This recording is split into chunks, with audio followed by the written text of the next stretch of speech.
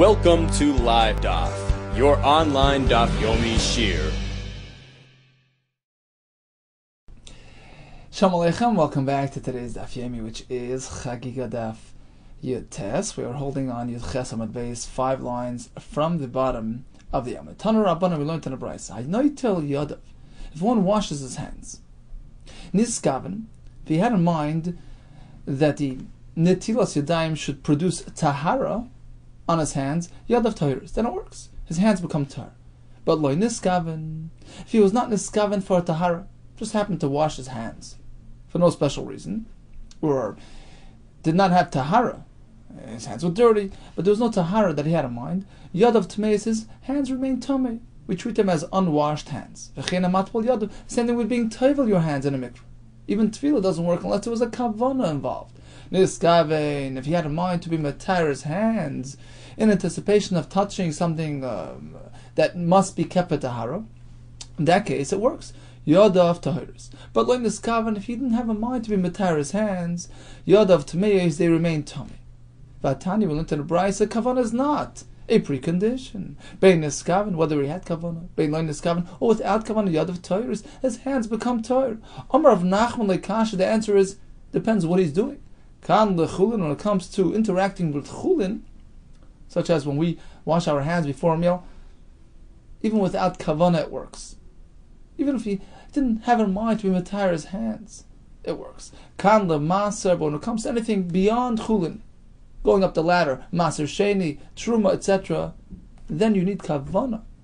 You need to have focus, kavanah, purpose. The mind has to be involved. The point is to increase awareness, to make you cognizant of what you're about to do, which will allow you to safeguard, which will ensure that you will maintain the tahara of those items. How do you know there's a difference between chulin and the rest? How do you know that when it comes to chulin, kavanah is not necessary? That's not. We have a Mishnah. Gal shanitlash. You have a wave which came flying out of the sea. Or bayar baram sa, which contained 40 sa, a pretty large wave, which is the sheer water of a mikveh. V'nafal ala adam ala kelim. It landed on a person who was tummy, on kelim which are tummy. Tahirin, they become tahir because they got tefillah from a mikveh. Now let's analyze the Brayso. Katani adam, dumi the kelim. The Mishnah compares the story with the person to the kelim. Ma kelim d'lo mechavne. Let's assume the kli had no kavanah. Certainly he didn't have kavanah, and there was nobody there to be mechavan. There was just a kli sitting on the side of the ocean that got drenched with that water. Apparently tefillah without kavanah works. Af adam d'lo mechavan. So similarly, when it comes to the oven, Adam, who had the same experience, is without kavanah. Let's assume both cases parallel each other. It's pretty clear that you don't need kavanah for tahara. He happened to be taking a walk on the side of the ocean, suddenly boom, he's hit by a wave. It makes him tar. Chulin doesn't need kavanah. Oh, how do you know that's the case? Dilma b'yeshiv mitzapah. Perhaps he was sitting there anticipating the arrival of that wave. A masa yitalish hagal. In the midst of a storm, and he's expecting a gal to come landing on him. So he had kavanah. Askina, that's what we're speaking. V'kelim. If so, in similar vein, when the Mishnah speaks about a kli that was drenched, it's also dumi d'adam compared to the person. Ma'adam devar kavan, just like the person was mechavan. Av kelim de mechavelu. Same thing with the kelim. There was somebody there paying attention. So perhaps these things also need kavanah. Perhaps he'll ask, if that's the case, that he was anticipating the arrival of that wave, then what's the chiddush? Why would I think it's a problem? Why does the Mishnah have to even mention it? Perhaps I would think there's a concern here, and that's why the Mishnah wants to dispel that concern. We should be concerned concerned that perhaps next time he won't do a proper tefillah. He'll just be table in some sort of gushing rush of water, which is not suitable for tefillah use. What's wrong with the chardalas? Let's go to Rashi, second line from the top. Chardalas sheshetefes v'yeredes imachim gavaya. Water rushing down a mountain. V'yesh bar bam, so it's not a spring, it's not a river, it's not sourced in the underground water source. It's just a puddle. It's just a gush, a flooding gush of water. And it happens to have a sheer mikvah. Tefillah doesn't work. Mishum de makim katafrasu. Makim zakaf yaser medai, because it's coming off the steep incline, which is too steep. In which case, the water there is not considered like one unit. It's not sitting in one place, which is a precondition for a mikveh. They're not in all one place. They're coming down the mountain, they're gushing down, they're just trickling down, they don't relate to each other, they're not sitting in one place. Katafra is something that runs down an incline, is not considered connected. Va'afim ena katafra, says Rashi, even if we're not speaking about it coming off a steep incline, so the first concern doesn't apply, it still won't work. Nami ein toivlin boy, because it's moving. V'she'ein megishamim metarim derech schilasan, as opposed to a river, which can be metire a person even while it's rushing, because that's a derech. That's the way a river flows, it just flows. So tefillah in a flowing river works. But when it comes to rainwater, it needs to have come to a standstill. It has to be in one makom. Ashburn literally means like a crack in the ground. Basically means it has to be stationary water. So it seems like the first chesar, in the case of the incline, is where it's just coming off a steep hill. In that case, it's not even considered, doesn't relate to one makom, it's just flying off. And the water, both sides of this tree, of this gush, don't relate to the makom because they just come flying off. But in the next case of Rashi, the next svara, that it's moving, mobile water, as opposed to stationary water, that's a chesron in the water itself. So according to the first prat, the chesron in the makom, it's not on one makom. The second aspect in Rashi is that the chesron is mitzad on account of the fact that the water is moving. So there's something wrong with the actual water. It can't be moving along. That doesn't work for mikvah. The tiny b'teres kahanim, we learned in a brayz. Ima mayin mitar bezeichen. Perhaps just like a well, a spring, can be mitar even when it's actually flowing. Af mikvah mitar bezeichen. A mikvah can do the same. No, tamalema ach mayin obor mikveh mayim yatar. So mikveh mayim, which means it has to be kavli vayimid, gathered, has to come to a standstill. Hamayin is mitar bezeichen. Only a flowing stream can be mitar while it's moving. V'hamikvah bashbar, but a mikvah has to be stationary. In any case, back to the Gemara. So there's a chiddush here. Becoming drenched by a wave works. Perhaps we can be choishish that next time he'll use a water gushing down the mountain, and it's on the move. And that's a problem.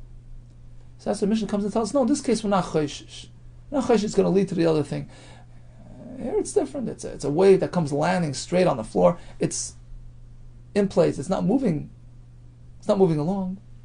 In which case it works. Inami, says the Gemara, there's another reason for concern, and that's why the Mishnah has to tell you that it works. Inami nigzer rush not to keep him. Perhaps you should be concerned that true, this time he used the Russian. Russian is the tip of the wave, meaning when it landed on the ground, and he got hit by that portion, right? So that works. To keep it, perhaps next time. If we allow this, perhaps next time, he won't be so careful. He'll be toivel in the portion of that wave that's still suspended in the air. So the wave is sort of like a U, a semicircular shaped body of water, right? So it comes lands on the floor. So the portion that lands relates to the floor. It's on the makom. It works like a mikveh. Mikveh can be just mid-air. It has to be on a makom. Right? You're going into the mikveh. You're related to the makom that's called a mikveh. You can't use the keepin. You can't be toivel in the elevated portion of that wave that's still suspended in mid-air. Or according to some Rishonim, the Gemara means keepin in the airspace inside that wave. So perhaps if we allow tefillah in the Russian, and the point that's hitting the ground, next time we'll use the keepin. Kamashmon, Mishnah tells us no, there's no chashash. So that's the chiddush of the Mishnah. But perhaps when it comes to kavanah, that's not what we're talking about. There was kavanah, because kavanah is necessary for chul. So you have no right in the Mishnah that it's not a necessary precondition. How do you know keepin is a concern? The sanya matbilin beRussian, vein matbilin bekeepin. You can be toivel in that portion of water that's actually in contact with the ground, but not in the portion of water that's still suspended in the air. You can't do tefillah the air. It has to relate to a makom. So bottom line is, we no longer have a raya to our din that chulin does not require kavanah. Elam hadasnan, have another raya. Perish naflu teich amas hamayim. This fruit tripped into a stream of water. Upa shat misha yodav tmeis, and a fellow whose hands are tummy extended his hands into that irrigation channel, v'natan, and took out, retrieved the peris. Yodav tahiris. His hands become tar because the fact is his hands were immersed in a mikvah. Upeiros einon b'chiyutan. So his hands are tar, whether it's a mikvah, whether it's just that he washed his hands. So that's taken care of. And the peris are also salvaged. The einon b'chiyutan, meaning they're not susceptible to tumah. They're not huchshel lekabel tumah, which generally happens when fruit become wet.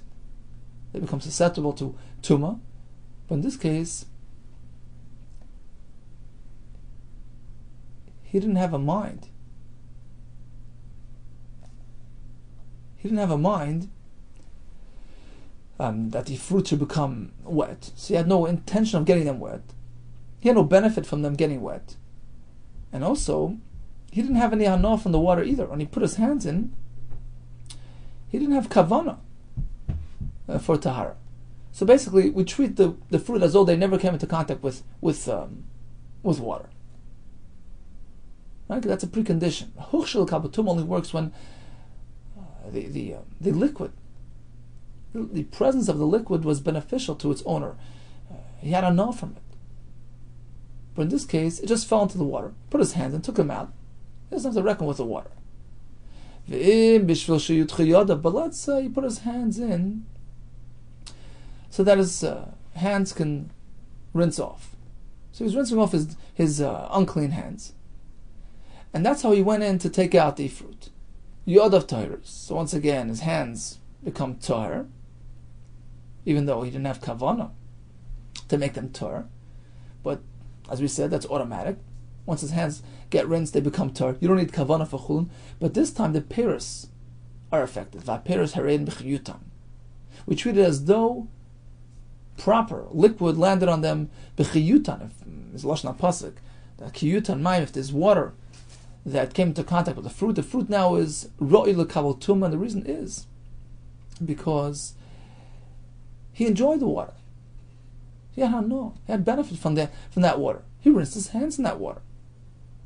Explain some mefarshim, and based on halacha and mishnah and machshirin, when there's hana, when there's ratzon, when there's will, kol mashka shetchilose l'ratzon, any mashka which is here willingly, even if the actual contact with the fruit was unwilling, unplanned, the fact is he gave chashivas, he gave significance. He was machshav of that water. Look, I used it for my own personal purpose. I washed my hands. That gives it chashivas, and now it has the ability to be machshav the fruit l'kavotum. Okay, so what pertains to us is as follows. We had amas hamayim with fruit inside. He put his hands in just to get the fruit out, or to rinse off his dirty hands. Suddenly we say yadav tahiris. They're treated as though they were properly washed. They're not. His hands are no longer tummy. What happened to the kavana? He had no kavana to become tar. Apparently, you don't need kavana by nitil sedayim or tefillah sedayim for chulun. Esvei Rabbi Nachman. We have a mishnah. Hatoi veil lechulin v'uchsak lechulin. If one did tefillah, he went into a mikvah to prepare himself for interaction with chulin. V'uchsak lechulin. He had that kavana as well. So he applied himself mentally as well. He was mecham for that. Asr l'masr. It only works for chulin, but that tefillah cannot be applied for masr. That's on the next level. As we explained yesterday, every level has its own standards, its own requirements. These are malas d'rabbanan, to keep you aware and cognizant of these various levels of tahara, and which are indicative of their various sensitivities, and the fact that each one is more delicate than the other. So each one has its own guidelines, its own requirements. So if you address the chulin, it's not going to take care of the masr. So he was table for chulin, he can interact with chulin, but he can't interact with masr. Asl masr. Let's make a diak. Why does he need to be huchsak l'chulin? Huchsak means he had kavanah to become tar for chulin. Huchsak in. Lo yichsak lei, but otherwise it doesn't work. Even for chulin you need kavanah. No, the mission is like this. Ava b'shuchsak l'chulin. Asal l'masr. Truthfully speaking, you don't need huchsak, you don't need kavanah for chulin. Chiddush is, even if this fellow so happened to have kavanah for chulin, it doesn't work for mas. Here comes another kash. Tava v'lo huchsak. Mishnah says if he did tefillah without kavanah, kilu lo tava, it's as though he never entered the mikveh. Ma'ila, should we not assume kilu lo tava klal? It's as though he never entered the mikveh pertaining to anything. Doesn't even work for chulin. Loi, kilu lo tava l'maser. It doesn't work for maser because maser needs kavanah. Our tava l'chulin, when it comes to chulin, the physical maser tefillah is enough. You don't have to apply yourself mentally. Who savar dachika matchli? So he thought he was just pushing him away. His terrorists were just pushing him away, but it's not really substantiated. But he went out and he checked. So Rabbi went out and checked, and he found the brisa, which supports this concept. Nafak, he went out, dok va'ashkach, he analyzed, and he found the Sanya brisa says, tavav lehuchsak. If one is tava without being mindful of what he's doing, osur la'maser. It doesn't work for maser sheni, but by chulin, lack of kavanah does not detract from his maser tefillah. That's the maskana. When it comes to chulin related tefillahs or netilas, kavanah is not a requirement. As long as you remove that tumah, you're good. When it comes to other things, maser, truma, these things have more a kedusha, higher standard. Over there, you have to actually apply yourself, become aware. You have to be mindful of what you're doing, which will ensure proper caretaking of these items. Amar Balazar, Taval ve'Allah. Suppose a person was tavel, and now he's out of the mikveh. Now he had a mind to become tar, but didn't really designate his tefillah, didn't really apply it to anything in particular. He wanted to be tavel, to become tar. Ve'Allah, now he's out of the mikveh. Machzik atzmai l'chamash yirtzeh. He can now apply his tefillah. He can designate it for anything he wants. He can decide, look, now I'm going to interact with truma, or kodesh, or chatas. He can make that designation at this point, even after the tefillah. Meisvei avakash. You can't do that after the tefillah. It's too late. Oideyu ragle achas b'mayim. While he still has one foot in the mikveh, he's still engaged in tefillah. So now you can designate. He can apply what he's doing. Huchsak l'davar kal. So even if he had in mind to engage in a lighter item in chulin, let's say, machzik atzmo davar chomer, he can upgrade it. He says, look, no, I'm still in the tefillah, and I want to change that designation. I want to use it for kachim, because he's still during the tefillah. Allah, once he left the mikveh, it's too late. It's over. Shivani machzik, he can no longer designate or direct or apply his tefillah to anything. It's over. That's a kasha. Rabbi Yehuda says, even after tefillah, one may do so. My love, should we not assume literally, eine machzik klal, you can't do anything at this point. Loy, that's not what the brisa meant. Rather as follows. While he's still interacting with the mikveh, even if he had one thing in mind, machzik, he can redesignate, he can upgrade, he can change it because he's still engaged in the tefillah. Allah, once he's done the tefillah, if he didn't have anything specific in mind, he wanted to be tar, he wanted to be matar himself, but didn't have anything specific in mind, didn't have any specific purpose in mind, such as truma, kachim, etc. He didn't have a huchsak. Machsak, then he can designate it right now, because it was sort of generic, was floating, it was not yet designated. But once he designated it, for instance, designated for maser, and now he's out of the mikveh, it's too late. It's been labeled, it's been defined, it's been designated. Ain't a machzik, you can't change it, you can't upgrade it. So bottom line is, if you're involved in the tefillah, your foot is still in the mikveh, then you can do what you want. You could upgrade, you could downgrade, because you're still being tefillah. Once you're done the tefillah, and we're speaking that you did a tefillah to become tar, but you didn't have anything specific in mind. You weren't thinking chul and maser or truma, just tahara. So in that case, it's undefined, then you can go ahead and define it right now. But if you had something in mind, and now you're ready after the tefillah, it's over. It's past. You can't just change it and tinker with it. Man tana oideu ragla achas b'mayim. Who is the tana that holds of this concept that one foot in the water is considered as though you're still surrounded by that water? Right? We treat you as though you're still in the mikveh because it's like the mikveh rises up to you because you're still wet. You're still connected to that mikveh. Omar Padas Rabbi Yehuda, Ishitas Rabbi Yehuda, who holds that this is considered a proper connection. This is not, as we find in the following Mishnah. Mikveh shenimdad v'yesh b'ei 40 sa. Mechuvanos. You measure the mikveh. There's exactly 40 sa, exactly to the point. V'yordu shnayim v'yitavlu zeh. Two people use the mikveh. Reuven and then Shimon. Harishon tar. First one's lucky. He got the full mikveh. He's tar. V'asheni tamid. The second fellow, that's too late. The first person has already drawn out some water, moisture on his body. Diminished the shir ha-mikveh. By the time the second fellow came in, there was no longer a shir. He's tamid. On Rabbi Yehuda, it depends. Im hoyu raglav shel rishon nagis b'mayim. His first fellow's feet are still touching the water. Af hasheni tar. In this case, we consider the water on his body as though it's still connected down to the mikveh. Rashi uses the term gud achas. This is a term we use in mechitzes. We pull down, we extend, we stretch, and achas means to bring down. We view the water on his body as though it's down, still in the mikveh. And therefore the mikveh still contains the shear of Abar Msa. So even Shimon, the second fellow, used the proper mikveh. Af hasheni tar. So apparently Rabbi Yehuda holds of this concept of connecting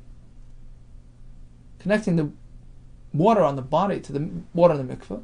And likewise, in the case that we had earlier, he left the mikveh and his foot still in the mikveh. We connect the water in the mikveh to him, and we treat him as though he's still in the mikveh, and he can go and redesignate what he did, as we explained earlier.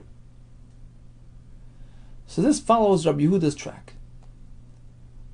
Amar Rav Nachman, Amar Rava bar Avo, Machlekes. This whole discussion between Rabbi Yehuda, who holds of good achis by mikveh, and Rabbanon, who seem to disagree, that's only b'malis to Rabbanon. If one is being toivel to address a rabbinic concern, a tumah de Rabbanon, pertaining to the various standards and requirements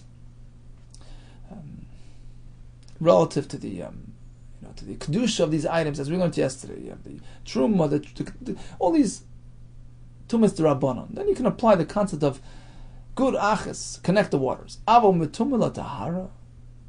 Person's really tummy deraisa is trying to remove that tumah. Divra koil hasheni tummy. All agree. You don't connect waters. You don't say good achas.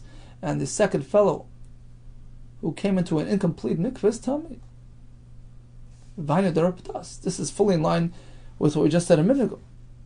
We were speaking about a case of a tumah de Rabbanon. Rabbi Lezer's case, Tava va'olah machzik, speaking about tumah de Rabbanon. And because the whole concept of a muchsik and designation, that's a din de Rabbanon.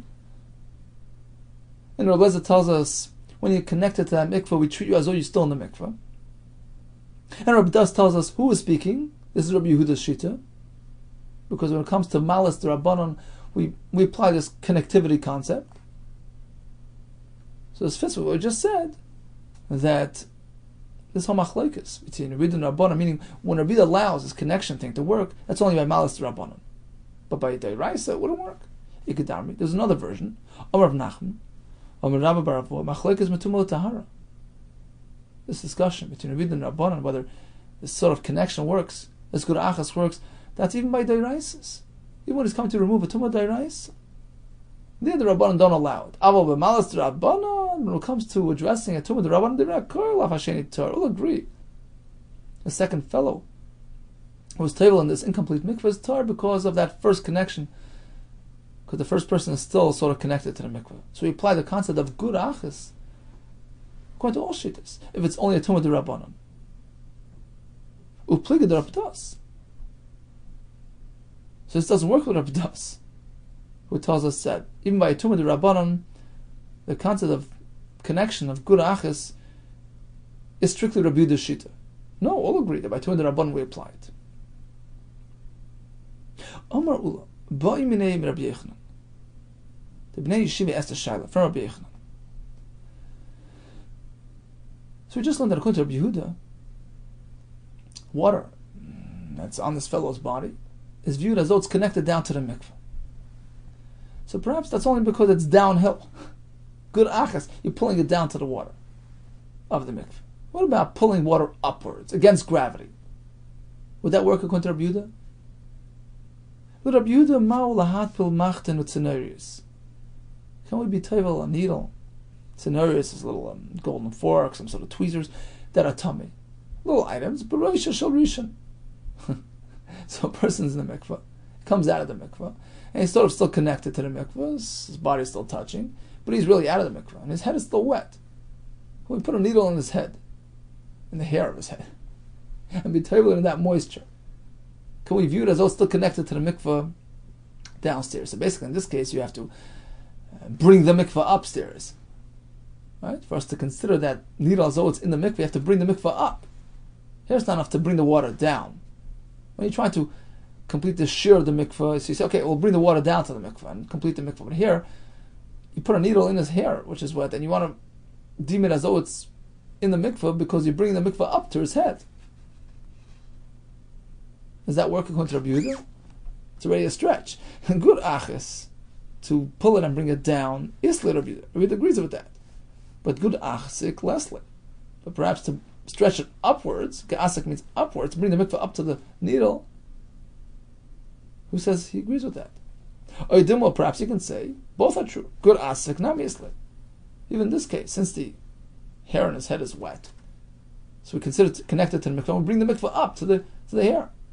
There's a proper tefillah there. So which way is it? Amalei. Amalahu, so Rabbi Yechon responds, Tanisur. I have a right that Rabbi Yehuda agrees with good asik as well. We have a case of shalish gamius ben nachal. So nachal, Rashi says, just like a canyon, a ravine. So you have 3 pits, 3 holes. And they're on an incline. Right? So you have the upper, the middle, and the bottom. 1, 2, 3. Hal yoina v'tachtoin v'emtzois. Upper, middle, and bottom. And there's water contained in each one. Not enough for a mikveh. Hal yoina v'tachtoin. So number 1 and 3, upper and lower. Shall esrim sa contain only 20 sa each, not enough for a mikveh. Sa is the middle one. Number 2, shall arbaim sa has a full-fledged sheer mikveh 40 sa. V'chardalis shall gesham. A varus b'nein, there's some sort of gush of water rushing between all 3. We assume it's going with gravity, right? Starting from the top all the way to the bottom. So pretty much this puddle is now going to connect. All 3 pits are not connected.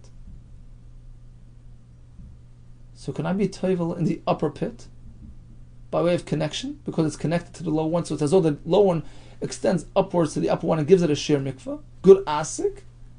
Yes, it works. Rabbi Yehuda Omer, Meir haya Omer matu bel yaina. Meir means Rameir would allow you to use the upper pit because the mikveh in the middle is deemed as though it's connected back to the upper one, and the upper one has a sheer mikveh. So apparently we applied this concept of connecting upwards, stretching upwards. Good asik. So here as well, when it comes to being tovel in one's hair, it would work because we bring the water of the mikveh up to the person who's still connected to that mikveh. But we have a brayso which seems to say that Rabbi Yehuda is not agreeing with this. Rabbi Yehuda Meir would allow it. I only allow in the bottom mikveh, not in the upper one, because the bottom pit connects very well to the middle pit because he's on a downslope. You're going with gravity. Good achis, but not in the upper one, which requires a good asik, bringing up. It's only Rabbi Meir. I don't agree with it. Amalei, so Rabbi Yechon responds, Amalahu itanya tanya. Says, you're right. You have a brayso, fine. I didn't realize that. Rabbi Yehuda disagreed. Let's go to Rashi on top here. Meir hayamat bilan bel yoina. Legar sin mechlad Rabbi Yehuda. Vachibush. Rabbi Yehuda Omer. Meir hayamat matbil bel yoina. He would allow you to use the upper pit. The Amar good asik. Bring up the water from the middle one. Esmei amtzeis lamala aydei chardelis v'gisham, using this water connection. Lahachshar sel yoina, to allow the upper one for tefillah. So the upper one works, and certainly the bottom one, certainly the bottom one, number 3, works.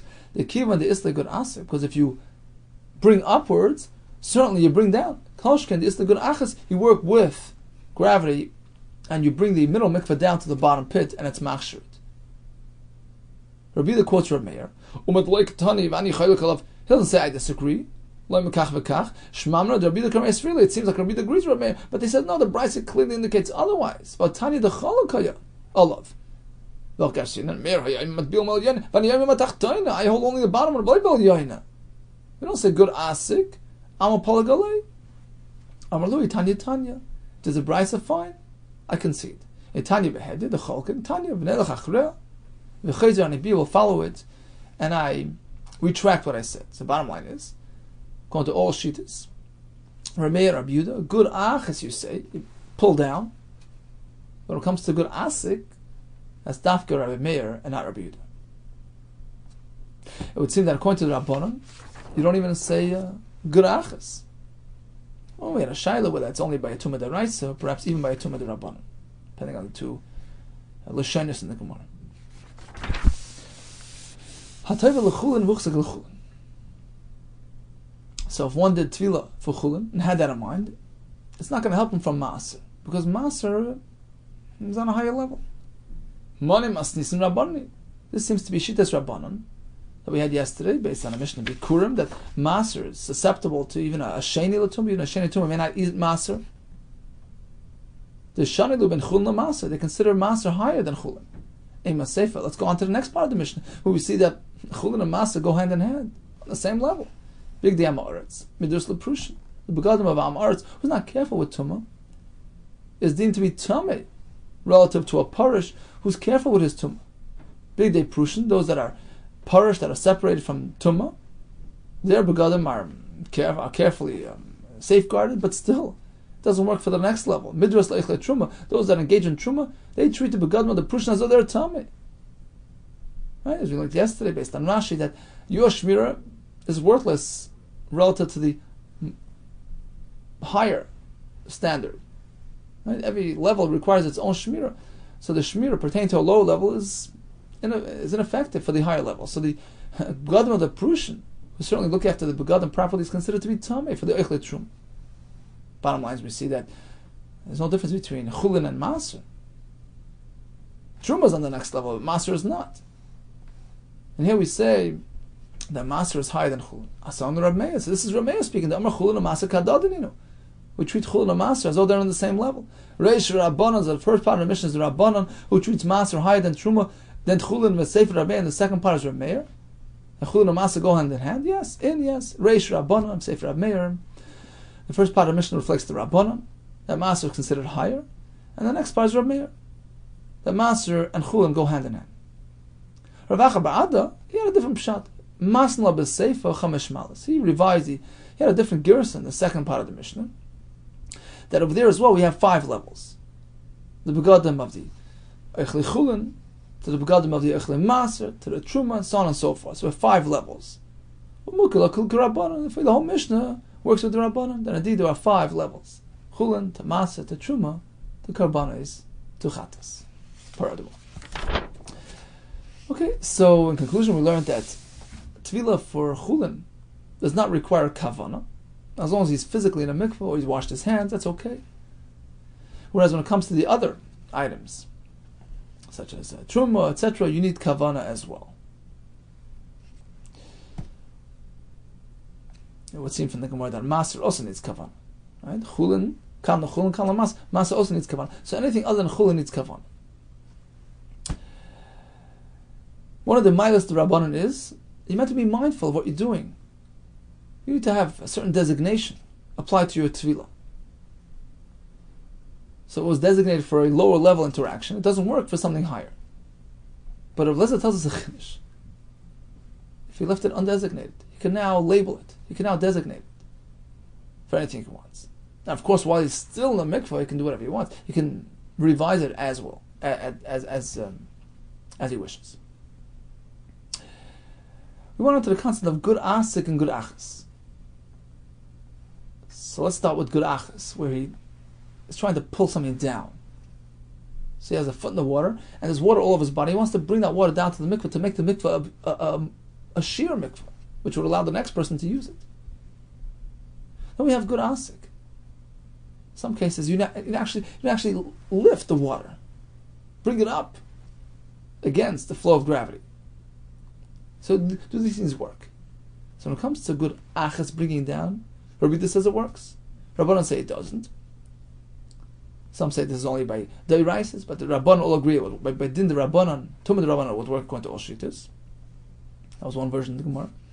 And regarding good asik, bringing up, the Gemara concluded that's only Rav Meir, and that pertains to two cases. We have those 3 pits, the middle one having a sheer mikvah, and you want to extend it, bring it back to the upper pit. That only works according to Rav Meir, who allows being matpil bel yaina, and same thing when it comes to the question of being toivel machtim with scenarios inside one person's wet hair.